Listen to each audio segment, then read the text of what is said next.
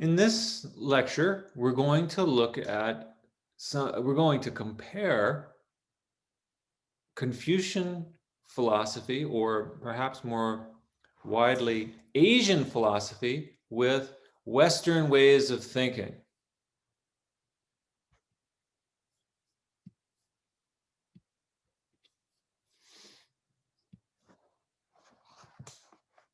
Okay, so I'd like to ask you to think about some of the assumptions that we might have about the way the world is.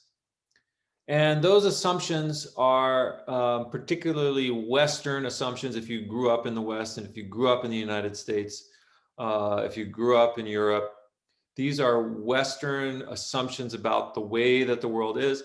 And from an Asian perspective, they're not all shared. So we're going to take a look at some of the similarities and actually more of the differences between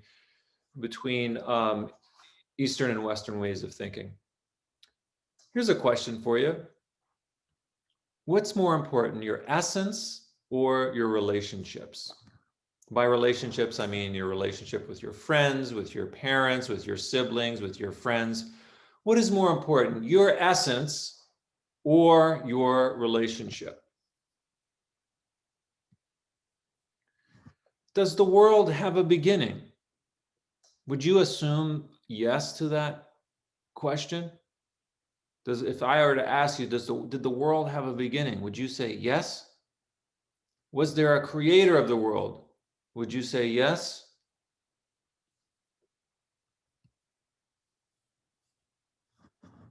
So for Chinese and Asian thought in general, particularly in Chinese thought, there's no such thing as an essence to a person.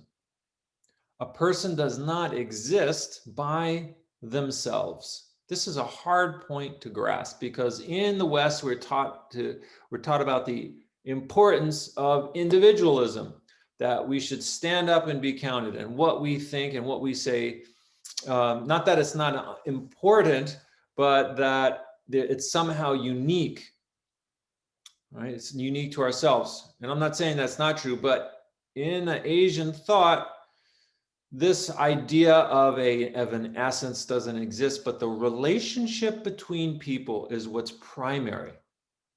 The relationship between people is what's primary, not somebody's individual being. One's individual being is not even on the table when it comes to Asian thinking. There is no individual outside of relationship.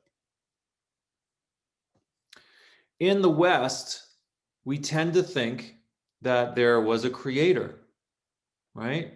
Even if you're atheist, you have to deny you have to actively deny the existence of a creator.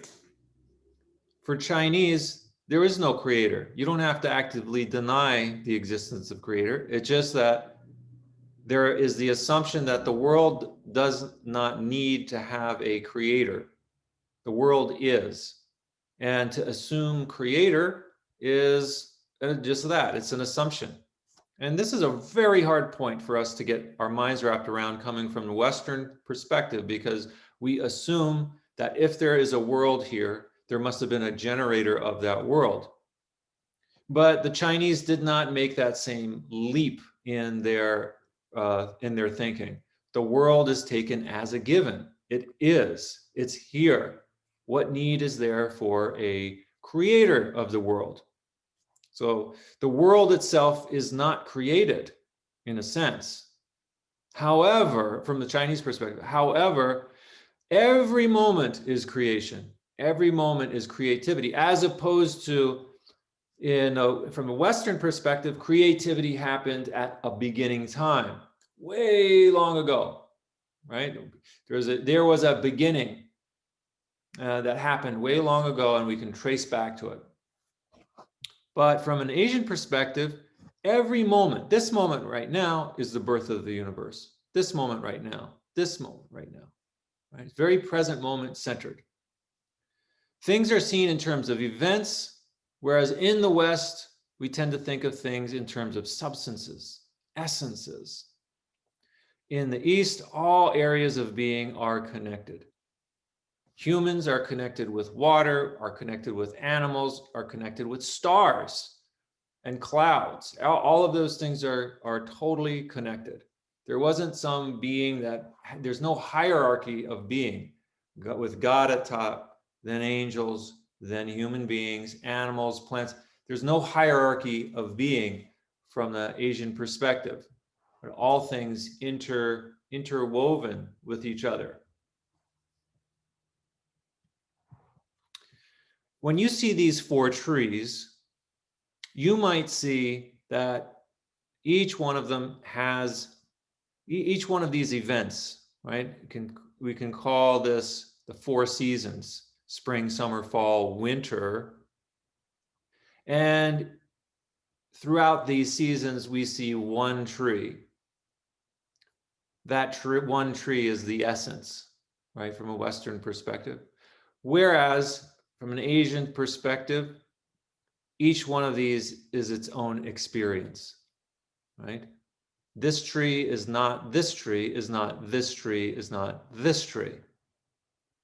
There's a different way of seeing the world. Everything, each thing, each event is its own unique thing, as opposed to there being a singularity or an essence that we can get to underneath it all. In the West, the Greek philosopher Heraclitus is said to have said, you can't step in the same river twice. There's an assumption here of an underlying river, right? That river changes, but there is an essence here involved. It's the same river. I shouldn't say it's the same. It's still that, it has that river essence to it. This is a very subtle point that I'm trying to make here. So kind of bear with me. The river connotes a kind of essence to it. The river is going to be there. The master was standing on the riverbank and observed, isn't life's passing just like this, never ceasing day or night? So every moment is the river. Every moment is the river. And our life constantly is a kind of constant change. There's no, so this is again coming back to this idea of no essence underneath or underlying our life, but constant change. Reality, so this is another way of saying it, reality and appearance are not different. There's not something underlying the appearance of things. What you see is what you get. In the West, we think of relationship like this diagram. There's lines connecting each of those relationships. And if a relationship were to end or break off, well, it'd just be severing that particular line from person to person. But here's what relationship looks like in the East. Relationship, if you're in a relationship with somebody else, you become a part of them and they become a part of you. And so to end that relationship is to end or to really kill a part of yourself. We're not concerned about the thing in itself, but Descartes has some different ideas, right? I think, therefore I am. And this will take a little bit more getting into. So, right, when Descartes makes this kind of, this is Western philosophy. There's this basic separation between body and mind.